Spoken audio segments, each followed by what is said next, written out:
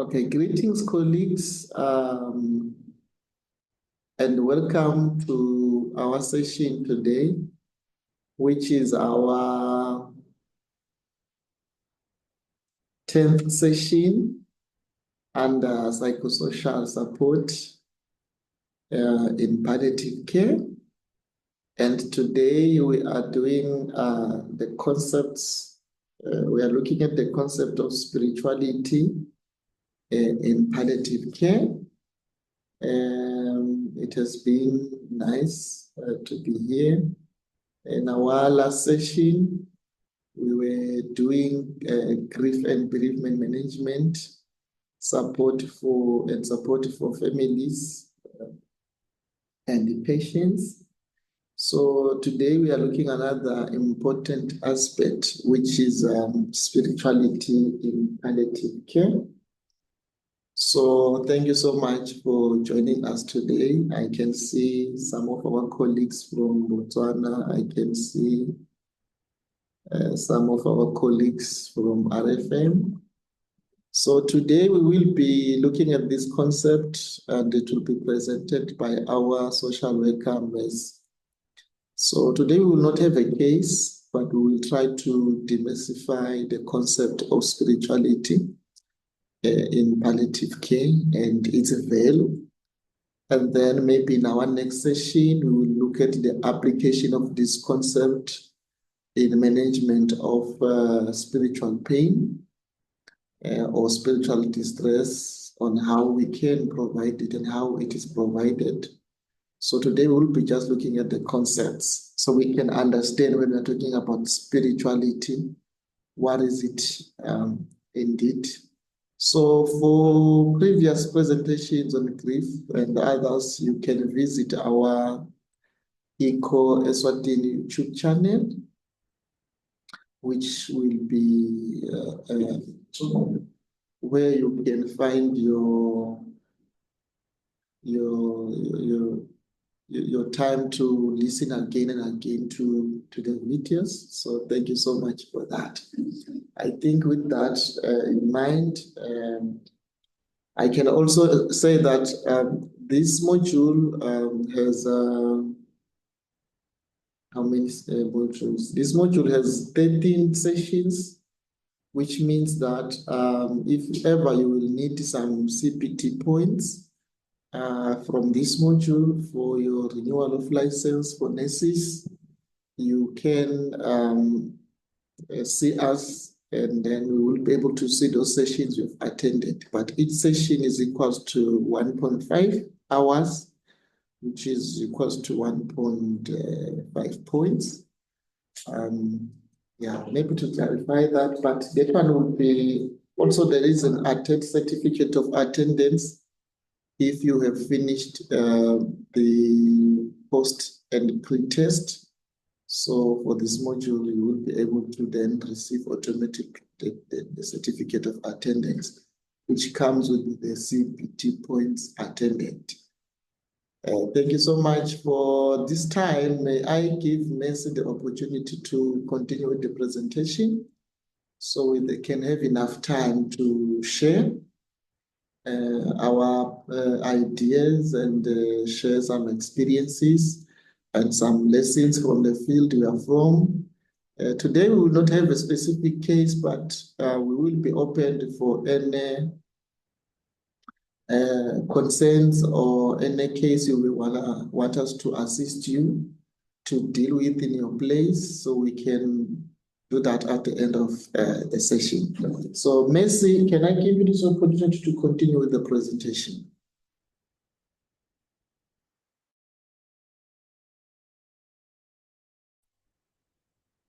Thank you, Mr. Mashango. Good afternoon, colleagues. My name is Mercy Shabango, as I've been introduced by Mr. Mashango, and I will be sharing today's presentation. Can I kindly request Mr. Mashango to share the presentation on my behalf? I am struggling.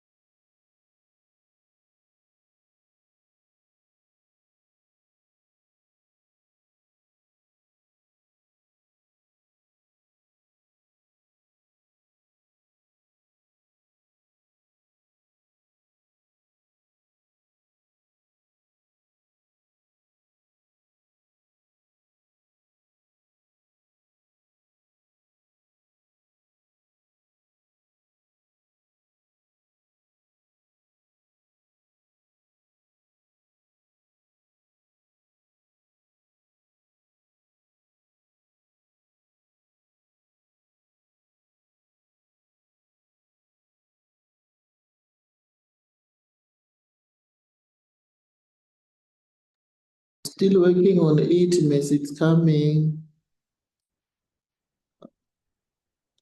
Just giving Miss Moriana challenge, but it will show up very soon. It will be up. Apologies, colleagues, for the delay.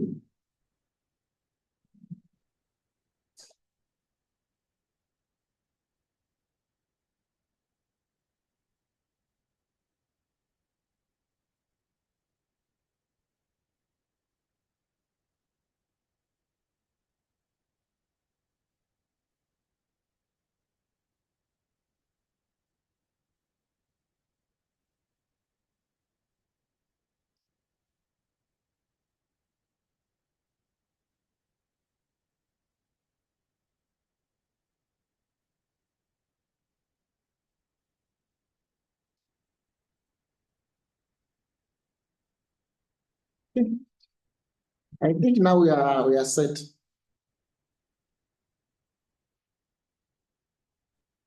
Thank you, Mr. Mashamo.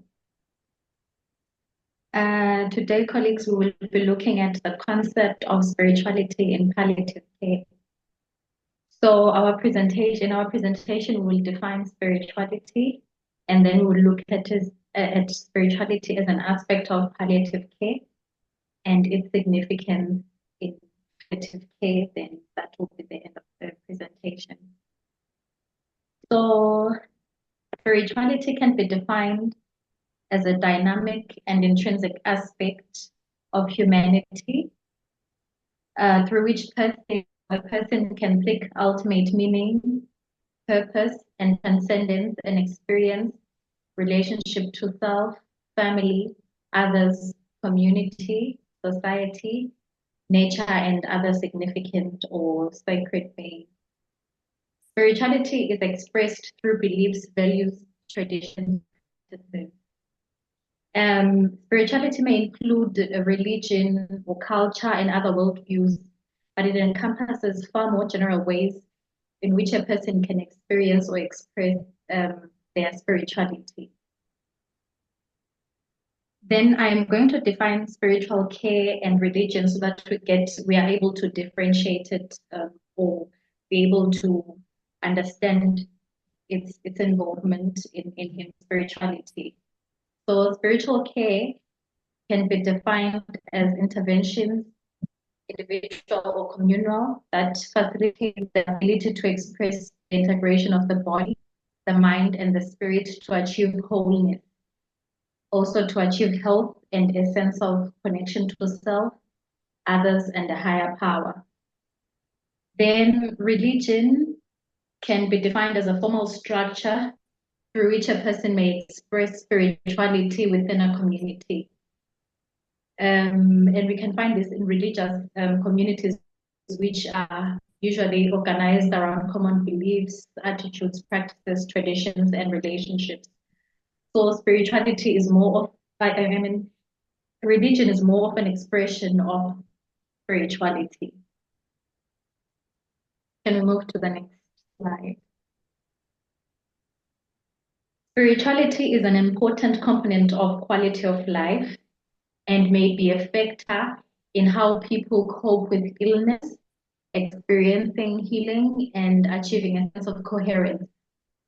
So basically, spirituality forms the context in which our patients respond to care, how they choose treatment options, and how they face death. Spiritual beliefs are known to affect ways in which palliative care patients deal with illness. The diagnosis of a serious illness can lead to spiritual distress for clients, and here the turmoil may be short for some patients, but for others it may be long because they attempt to make sense of the reality of their diagnosis with what gives them value and meaning in life. So this journey may result in spiritual growth and transformation for some patients and their families, or it results to distress and despair for others, or it can even be both for most clients. Can we move to the next slide? So we are going to look at the significance. Sorry. Okay. Can we move to the next one, Mr. Mashamo?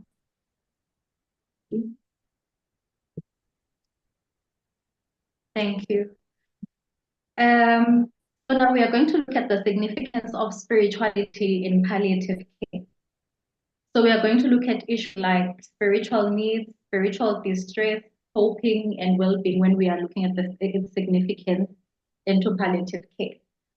So we'll start with spiritual needs, which are needs related to love and belonging, hope, coping, meaning, purpose, faith, and belief, and making most of their time lived or the time that they have throughout the prognosis. So this is why we are saying spiritual needs are related to quality of life. Spirituality cannot be overlooked when it comes to healthcare and decision making. Spirituality or religion are known to influence end-of-life medical decision making or medical decision making in general for all clients, along with other personal philosophies.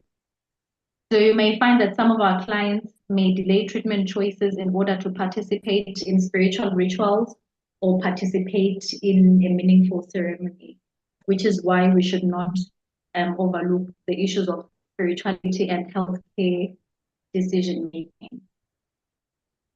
Then when we come to spiritual distress, spiritual distress can be defined as the manifestation in feelings such as sadness, feelings of meaninglessness, hopelessness. For others, it's depression, isolation, grief, loss, guilt, or even shame. Spiritual distress may present clinically as anger, lower self-esteem, worsening pain, among other symptoms. So clients who experience spiritual distress are known to be at risk for poorer health outcomes, including worse physical health, worse quality of life, and greater depression.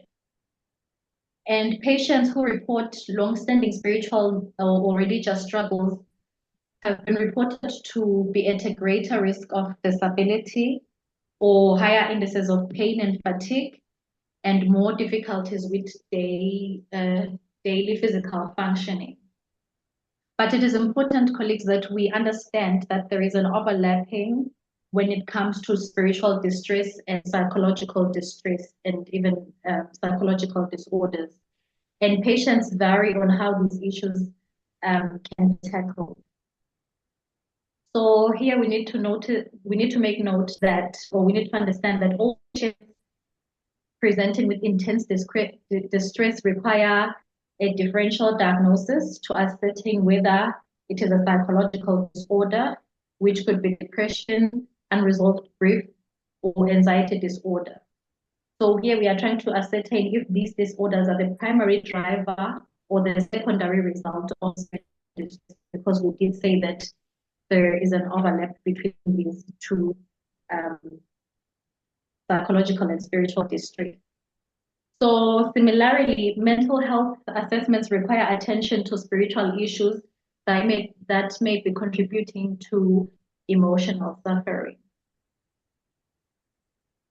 Then when we look at spiritual coping and when we look at spiritual coping and support in palliative care, here we are looking at, or we can define spiritual coping as the reliance on spiritual or cultural or religious beliefs that one uses to adapt to the stress-related illness.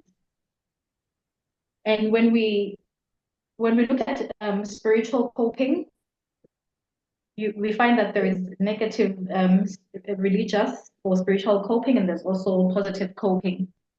So with negative religious coping, you find that the client believes in statements regarding to the disease as a punishment or an indicator of being abandoned by God. So with these negative coping, with the negative religious coping, usually it is associated with higher levels of distress, higher levels of confusion and depression, and lower levels of physical and emotional well-being, as well as quality of life.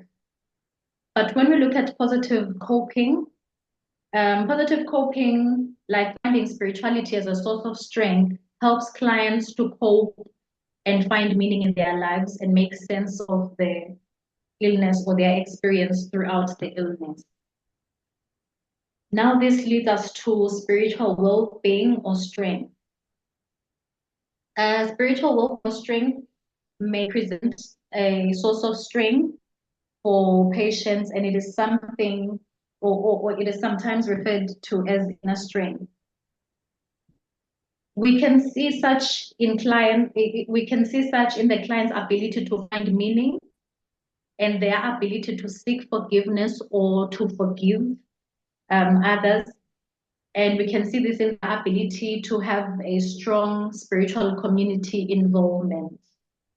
So this promotes spiritual well-being. Another way of looking at spiritual strength or spiritual well-being is focusing on the patient's connection to God or a higher power that they believe in. Spiritual strength may help patients cope and find hope in the midst of suffering. It helps them also to find joy and find an ability to be grateful, even though they are suffering from that illness. So there are practices such as meditation, mindfulness, or prayer, which may be a resource of strength for patients. And the interdisciplinary approach to spiritual care is important to providing these resources, which requires us as clinicians to be trained in the aspects of spirituality. So in conclusion, as the disease status changes and patients decline, it is important to periodically reevaluate their spiritual needs. And meeting these needs may influence or may lead to what I may call healthcare actualization.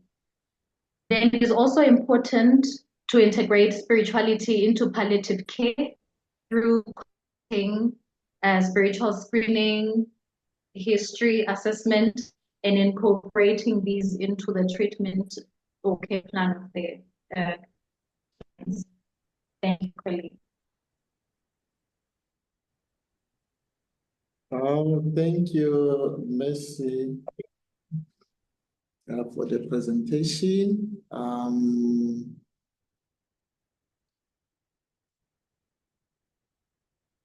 Yebo, I'm sorting something here, so yebo. Yes, so thank you so much for the presentation, Mercy. I hope, colleagues, you have heard Mercy, and I hope we've got something. But maybe before I give the opportunity to all of us to share something, may I just try to summarize what Mercy was saying on the issue of spirituality. This is one of the most important aspects of our lives as healthcare workers and as patients and families and everybody involved in interaction with another people. So what I want to, there is no direct definition maybe to spirituality, but one thing we are noting from this presentation is that we need to separate between spirituality and religion as we are taking care of our patients. And one thing I can say as we prepare for the next presentation on spiritual care is that it is very critical as health professionals to know ourselves, and as far as spirituality is concerned, what is your spirituality as a clinician, or what's the spirituality of our patients? And on that angle too, it's critical to know yourself if you are a spiritual being or you are a religious being. You may find that most of us, we think we are spiritual being, yet we are religious being, of which religion is the expression of certain rituals or rites in a different way. So that's why then we find that Muslims, they have their different way of expressing their beliefs, and the Christians have their own, and in the Christians, they are diverse. Religion is too deeper than you may think of. We have different types of Christian religion practices. We have different types, and we may find that there are also three parts. Then when we talk of spirituality, per definition that Shabangu shared with us, is to understand that this is a dynamic and an intrinsic aspect of humanity. Whenever you see people behaving the way they're behaving, if you go down, like the values and the expressions that we see outside, the characters of different people we see outside, in spirituality, they are defined by this dynamic and intrinsic nature of human beings. Before you may deal with the bigger iceberg on top of the ocean, we need to understand that there is the deeper side of the person, which is the intrinsic aspect of this person. And most of the time, that's where the values comes in, it's their spirituality. So when the definition is that this is a dynamic, this is not just something you can say it's like this, it's dynamic in nature. So thus, it's very difficult to ascertain if this is how a person is until you understand their spirituality. So each and every one of us, sometimes we behave the way we are behaving. We are doing what we are doing most of the time. It is the core center of that is that intrinsic aspect of us. And this intrinsic aspect of us is that it's more personal, And it's how we all try by all means to search for the ultimate meaning. You know, the moment the person behaves the way they are doing things, or the religion that they are practicing, it is aligning with their way of, it is providing this highway where they are able to find the ultimate meaning, the core reason, the purpose of their lives, so that then they begin to say, no, I'm going to align it this way. So it's very important when we are treating patients to find out their spirituality. So then the one will help us. Actually, sometimes it helps to help us to understand that if our patients are spiritual beings or they are religious beings, because that's the core thing actually that helps us as clinicians to help them. Mercy stated that sometimes spirituality has a contribution when it comes to goals of care and in care decisions, actually goals of plan discussions in the clinical setup, because whatever the options the patient may choose will be influenced by the dynamic and intrinsic aspect of his nature, what defines him and what helps him to find ultimate meaning in the life will drive him to make the certain decisions in life. And also, this is one of the things you mentioned, the issue of it helps the patient find the purpose. The moment in life, as clinicians, we lose the reason of living, the purpose, then we have missed it. You know, we have lost a life, and then that's when then you find patients presenting with hopelessness, because then now you find that when you ask a patient, they will say that, what is the purpose of life now? And then the patient will say, I don't know. I think I have no reason to be alive. I found no purpose in life. So if then they could define their purpose of life beyond the tangibles, beyond the practice, the rituals. That's why when we are doing one of the tools in spiritual care, we call it hope model. It also asks that if the patient has his own beliefs that can even be different from the community the patient is associated with, because at some time the illnesses or the condition, the situations will push the client beyond religion, but to a level of spiritual, personal beliefs. What exactly that makes you to value life, where you can get your purpose. And then also this intrinsic aspect of the person, it helps the patient also to, this person, it supports the person to seek what we call transcendence. When we talk of transcendence, we are talking about wholeness. We are talking about superiority. We are talking about the state of grace. We are talking about, you know, something beyond limitations, you know.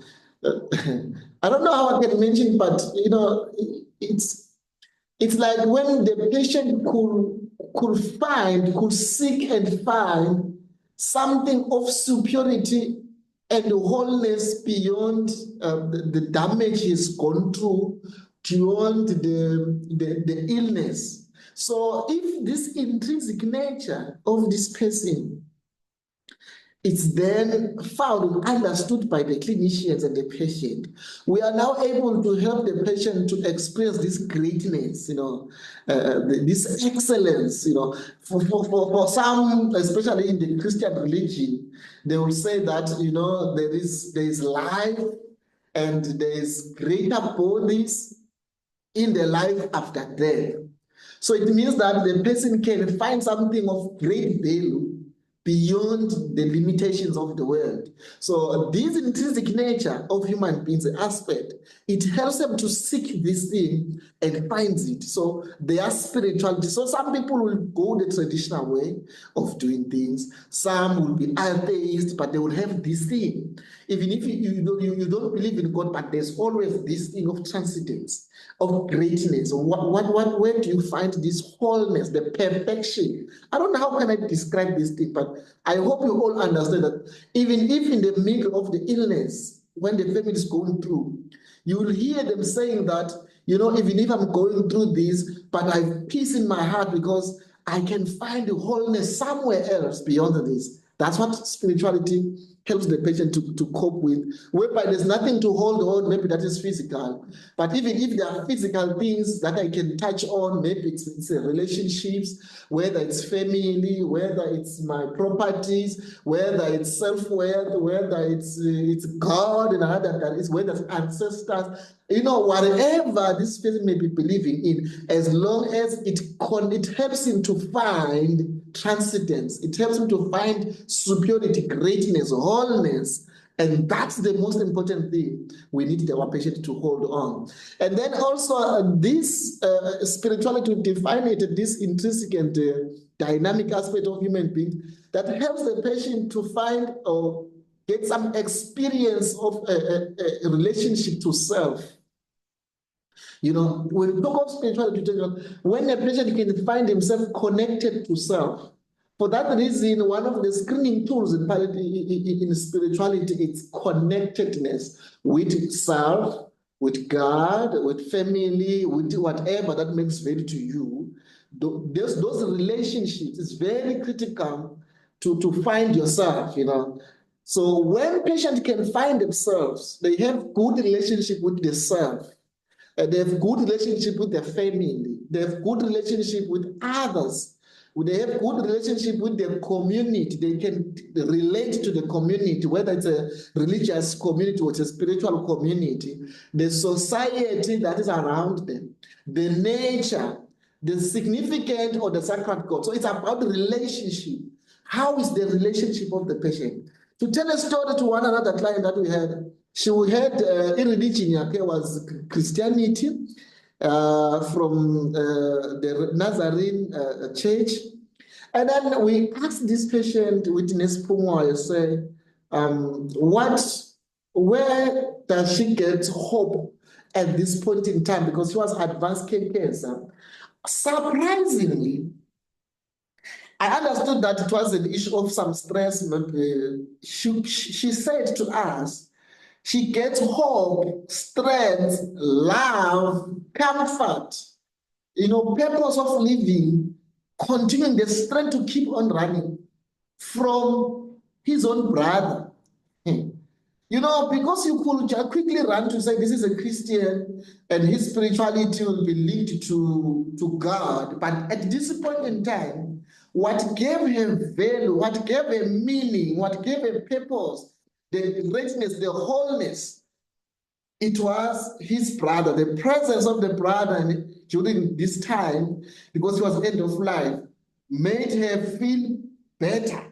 So that one is very important. So spirituality helps us in that way. Some will have a relationship with God. So you'll find patients saying that maybe they are in guilt because of the poor relationship they have with their siblings, with their self, with their families and stuff. So that's spirituality. Actually, if all of us in the world, we will have healthy spirituality, I'm promising you, we will not pollute the environment.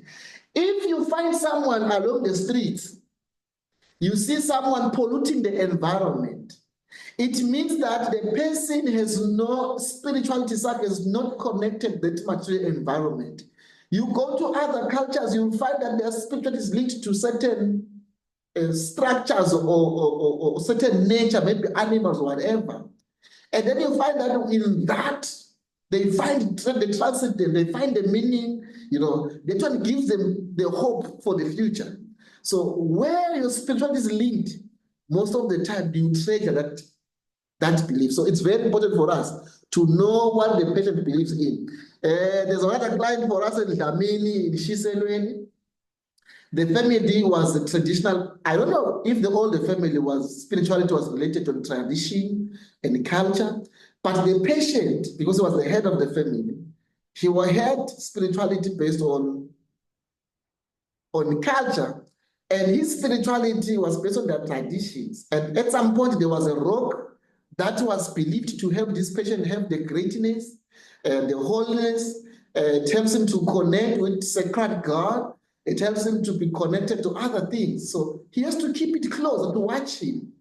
So, so different people have different practices of spiritualities. So then, what then you will see them doing, it's a true reflection of sometimes their spiritualities. You may put them into church, but if their spirituality is not as in the church, they usually align with their spiritualities more than the church. So that's what I may like to clarify when we're talking of spirituality. Other than religion, whereby then we are just expressing what our religion is, the practices, maybe we are singing, we're doing these things, but spirituality is a more deeper side than maybe we can look around in the religion. That's what I can share, maybe for the concept of it when it comes to palliative care and its significance. Even if you believe in your drugs, you need to know the spirituality, because then we have to align our goals of care together with the spirituality of the patient so that we can achieve more. One of the patients we had, sometime I saw him at the OPD, and then I asked him, he came for refill of pain medication. He has an eye cancer. He came for refill of pain medication. And at some time, he has 2 weeks without the medical supplies with him.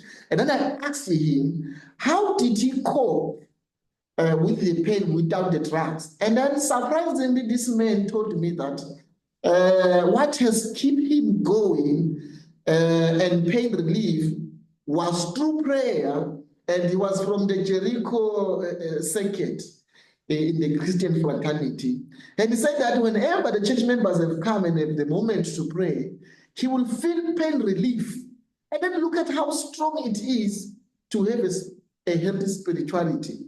So that's how they are surviving. And evidence is saying that I think it's around 78% of pain relief sometimes related to spirituality. I hope another studies have been done in terms of maternal health, especially in terms of maternity and childbirth, with labor in the labor ward, to say that women who have strong spirituality experience less pain, labor pains. So that's how spirituality is very strong in life of ourselves and the patient. But let me not go deeper and deeper, but I was just sharing on my side in summarizing what Messi was sharing with us with this concept. But let me give it to you, colleagues, that you may add on this concept. Then next session will be doing the concept on terms of how do we do then spiritual care. How do we take this concept into practice in supporting the patient? But for today, we are looking around in terms of what we can do. Yeah. So, yeah. So may I give you, colleagues, anyone who wants to share something, you can raise your hand and share.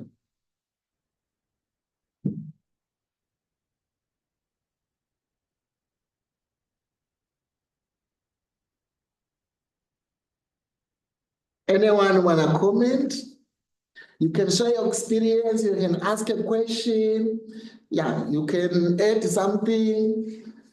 That's what we are discussing today, the concept of spirituality in care, So I don't know in our facilities if our documentation incorporates spirituality, but at Eswatini Hospice at home, we incorporate spirituality of the patients, and we do spirituality screening, and then we also do in-depth assessment. And at Hospice, we are using the HOPE model to assess spirituality-related issues. So we need to incorporate that one. There must be some screening. And most of the patients, they will not divulge their spiritualities. Very few will divulge their spiritualities. But then, as a clinician, we need to be comfortable of our own spirituality and be aware of. And we need not to impose our spiritualities on other patients. So for that reason, we need to be aware of our own spirituality and know the limits to say, even if my spirituality is around God, and believing that God is the owner of everything and stuff, but I mustn't impose that to other people. Even if my religious practices rotate around religion practices, there are tithes, there are other things and stuff. I need not to impose such issues around the patient, but I need to know those practices, acknowledge the religious practices. Sometimes I've seen patients developing spiritual distress because of religious practices that now are clashing with their spiritualities. You'll find that one of the religious practices is to attend church every day. So then now the patient is unable to attend church, and you will begin to say, then now I feel like God is cursing me because I've been absent from church for these days. You understand that? So we need to be able to understand the spirituality of the patient, what the patient believes. But one of the issues is to understand our own spiritualities. What are our beliefs? What is our intrinsic beliefs? How do we seek meaning? What gives us meaning may not be what gives the patient meaning. So establishing that and leveraging on the spirituality of the patient assists us to achieve more goals or helps the patient achieve more goals. But I'm waiting for someone to raise a hand and contribute towards the significance of spirituality in the care and incorporation of spirituality. Or maybe I could ask a question, are you a spiritual being or you are a religious being? Do you consider yourself spiritual being or religious being? Because that also, a religious being is the expression of these beliefs, in religions, this is how we dress, this is how we eat, this is how we sing in church, this is how we do things. Some people, that one gives them value and they feel that, no, now I'm finding meaning, I'm finding transcendence, I'm finding wholeness when I'm wearing like this, that's religion, how I'm expressing myself. This is how we see, this is how we read, this is what we do. But then spirituality is deeper than that. And most of the time, it sometimes goes to a personal level. But what can we say? What have you seen about spiritualities on the ground, and what can be your comment about it? This is what we have already shared now. The importance of spirituality.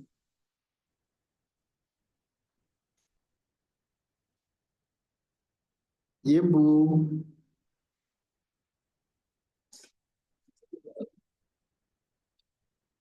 What people are saying? Yes, Mama.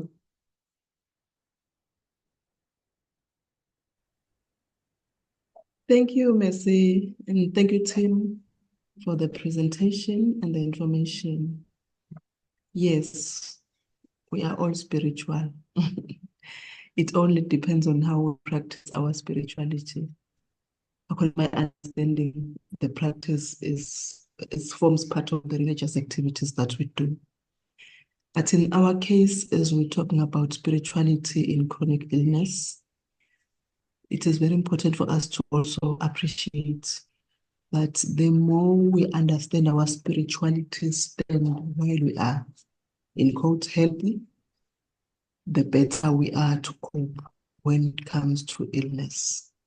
Because this forms the reason why we have hope, the reason why we get comfort, even in hardest times when we are sick or even abandoned. The hope in the spiritual being that we believe in keeps us going. It gives us comfort even to remember that I'm not alone. So it all depends on who you want to take as your super being for your spirituality. Otherwise, it is a very important component of our life because it also speaks to our mental health, psychological health, even our physical health, because we are spiritual beings. So thank you for the session. And it is something that we need to walk through life with and be confident of our spiritual stand and our religious stand activities. Yabo. Siyabonga, Mama. Thank you. Yes. It's a very component. So sometimes I'm not saying people must go and change their documentations, but with value, we might need to change or upgrade our documentations and facilities so we could track the spirituality of our patients that we are taking care of. Yeah, it can help us. In Eswatini, I've seen that in different facilities, even in government institutions, every morning we start with prayer, with the assumption that everybody in Eswatini practice Christianity. But we haven't yet done sometimes inventory to see the different spiritualities that we may be facing in our institutions. And you'll find that some people will be hiding their spiritualities because they are scared of discrimination and stigmatized of their spiritualities. But then if we will open the door and be neutral in our care in terms of understanding patient spiritualities. It's great when then we will have the same spirituality to the patient because then it will make sense. But at some point we may need to do some inventory. And that one also can lead to evidence-based practice in our different facilities. I can see that we had Zinhle, but now it's out from RFM. And I can see Mdom Tabil is here, people who are engaged in other facilities. So we need to embrace it. If it's a clinic, we need to practice spirituality in the clinic and understand the spirituality of our clients and try to meet their needs, accommodate it. Sometimes I usually ask myself, if it will be a hospital and in the ward, and then the client's spirituality will be traditionally based, and because then in the ward we have opportunities whereby then pastors comes in to build the spiritualities of those who are Christians. And then what about those who are traditionalists? Can the traditionalists come in the hospital and do the incarnations for those with different spiritualities than the common one? What do we say about their spiritualities, especially when they're approaching their end of life, For the Roman Catholic, they may need the Pope to come with the leavened bread so that they can eat the Last Supper too and eat the body of Christ, They may want to eat that one so they can experience the transcendence, the holiness, and feel with God too. But then I don't know about those who are in tradition, the Muslims, the Hindus, and the Hindus with the Buddhists. I've seen them in the country. I don't know if our facilities are tailored to give them the platform too. If not in the world like the Christians usually do, because it's embraced by everybody. Can we have a room where you can be taken for incarnations? So those decisions sometimes they will help us, but we cannot just move and then say that no, let's embrace spiritualities of our patients if we don't have documentation to say what are the spiritualities of different patients and what do they prefer when they are in admission in terms of their spiritual care. Even if you are admitted in a hospital or you are in the OPD or visiting them at home, you may find that we are tempted to focus on the physical side, psychological side, maybe the social life of the patient, and then we finally ignore the spiritual side of the patient, yet it's more linked sometimes to culture and has a significant impact on how the other interventions will be executed.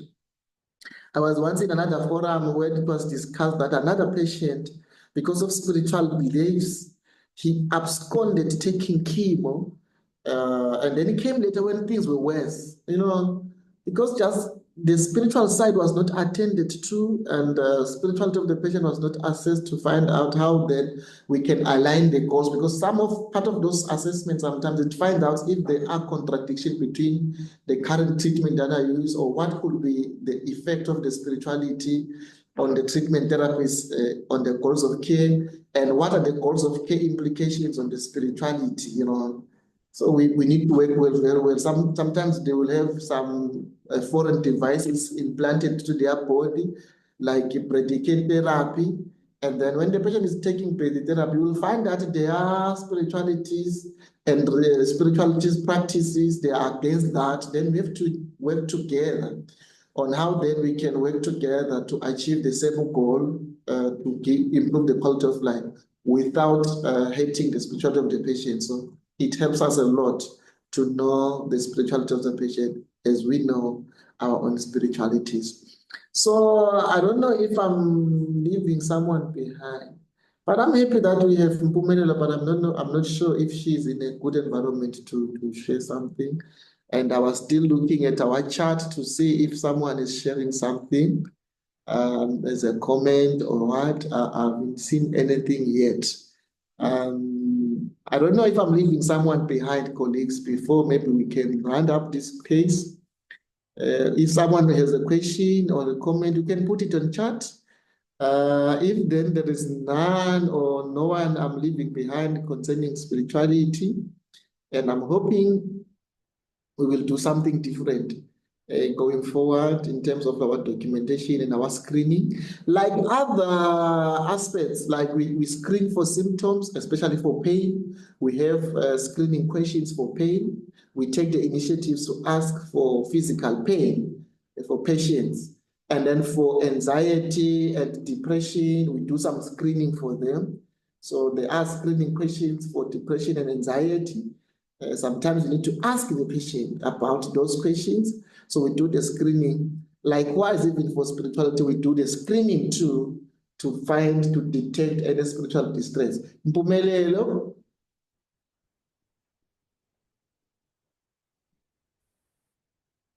Yes, come on. I joined a bit late and I don't know what was discussed, but getting that what you have been asking, being in a consent, do we have lama assessment tools aga spirituality ingabe akanjani nje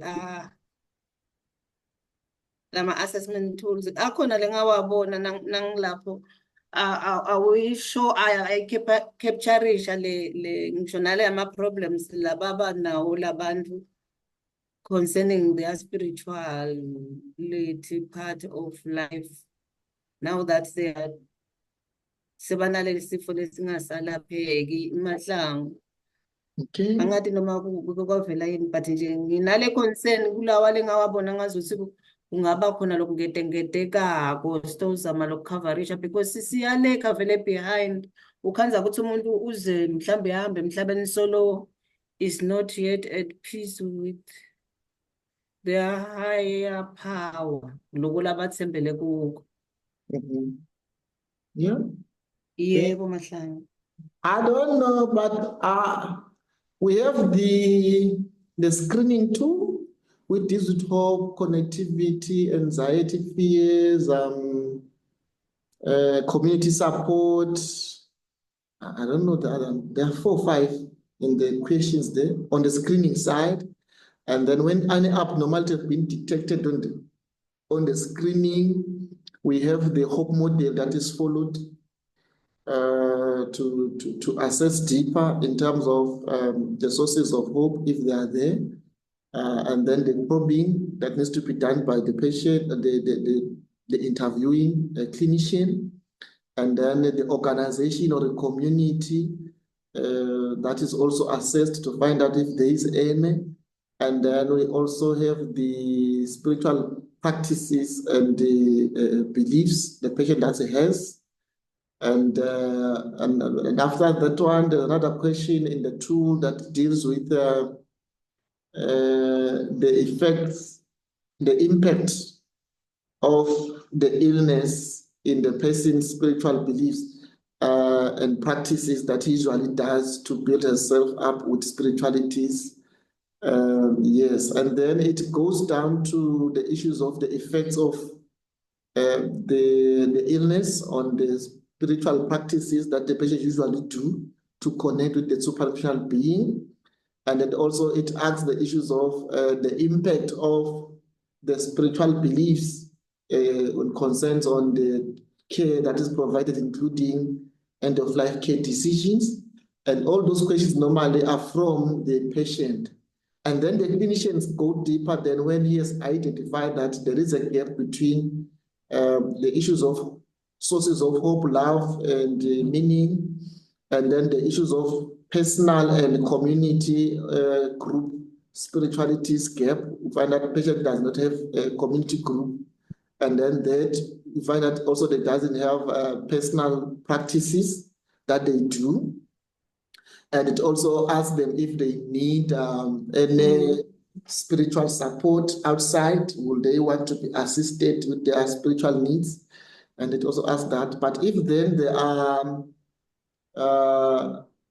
effects that the patient is feeling are attributed to the condition affecting their spiritual life, and then you find that then they are picked up, because normally the patient will say, I make an example, the patient will say that maybe she found meaning by fellowshipping with the church members, but now that they are not church members, that's one of the common problems. They're saying they feel like they are valueless, or they feel neglected even by God himself. And then you can tell them what normally that's the impact of the illness on their spiritual life and spiritual practices. And then we look around on the spirituality of the patient against the care, especially including end-of-life care. You find that some patients have certain beliefs that they have, even that may include even burial issues, and some that have some practices, so we find those ones too. And then at some point, the tool gives us an opportunity to identify and verify some certain spiritual distresses in the electronic system. So on paperwork, the paperwork was so limited, but the electronic system maneuvers the hope model. Even though the hope model has its own limit, like the spirit model or the spiritual model, you know, the NES model. So it may have some limitation, but it looks similar for us to identify, and then the possibility of linking with the chaplain if there's a need to be, to identify when the spiritual distress maybe is above the clinician's assessment. So yeah, otherwise, for the analysis, it's more of a screening, and then the in-depth assessment using the hope model, using those hope model leading to the identification of the spiritual distress. Sometimes there's a hopelessness, the anger, blaming, self-guilty, neglect, So those are the indicators that are reflected in the system. But what the clinician needs to do is also verify those things with the patient, then to say that this is the issue. Then from there, the plan of care needs to be designed on how best we can support the patient at the end of that consultation. So that's normally how our system works when it comes to the aspect of spirituality in palliative care for hospice. And then that reflects in every patient and every contact of the patient at a home-based setup. Yep. Thank you very much, Mahlangu. The way you are explaining it, it does cover most of the things that need to be covered in spirituality related to palliative care. Now, the problem comes to us, so healthcare providers, doctors and nurses. That is what we always push the spiritual part to chaplains and bafundisi nabo bonke laba basebandleni bese sesiyabuyekela lokufanele kwenziwe ngithi, because we are supposed to do that part, and most of the problem comes because we all ourselves, we are not sure of our spiritual part of life.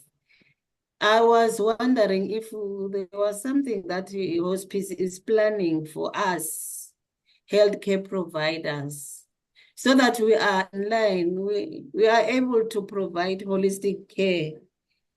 We are born Mahlangu, though I know what's good my resources, but there's always a 2-hour thing just to teach us spirituality, what's in nje, to know about myself, that there is something. We are born ndokhona kuba comfortable nasengikhuluma nalo munye umuntu nga-spirituality, because we shall always be pushing this part to bafundisi netinyanga nako konke, kanti we are supposed to be doing something just before we refer because we may not know everything. There are those specialists on every part of this thing of life.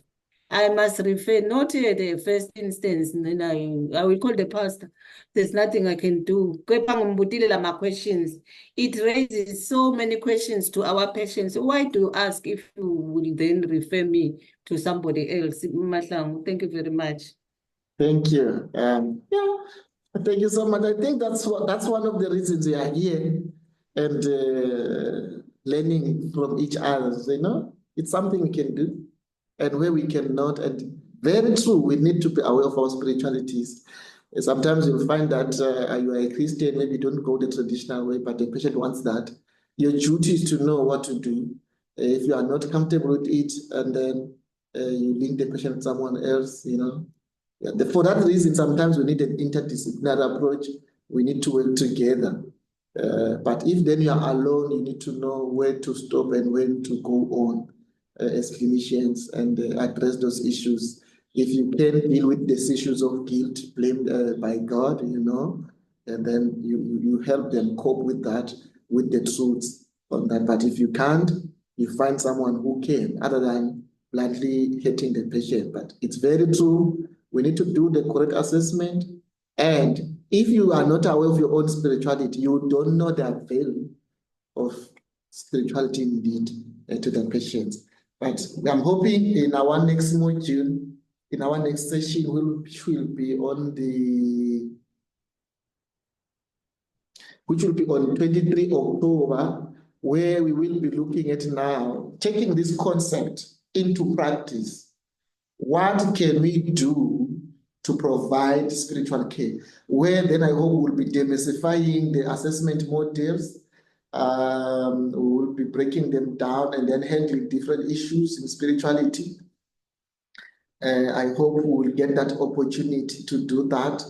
I hope it will also include the issues of hallucination and end-of-life dreams and visions. Yeah, that's another very important area. So I hope we will get that opportunity, but I'm not sure. But we will cover most of the time the tools of our spiritual assessment and then the different practical interventions that can be done by us, clinicians, not the chaplains yet.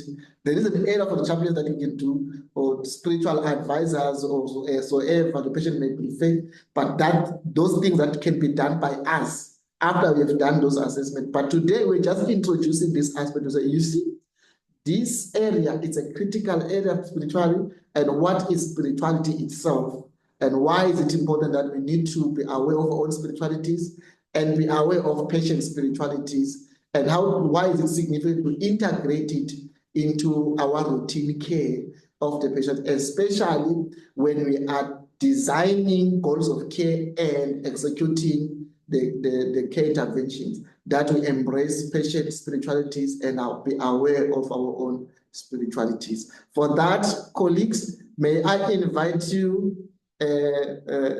today for our next session that will be held on the 23rd of October, where we will be looking at the practical implementation or provision of spiritual care. Today we're looking at spirituality. Next time we are looking at the science of it, the spiritual care, integrating it into care life. Let's invite others to come so we can equip one another on how can I use this bigger tool called spirituality in improving my clients' quality of life. Thank you. May God bless you all.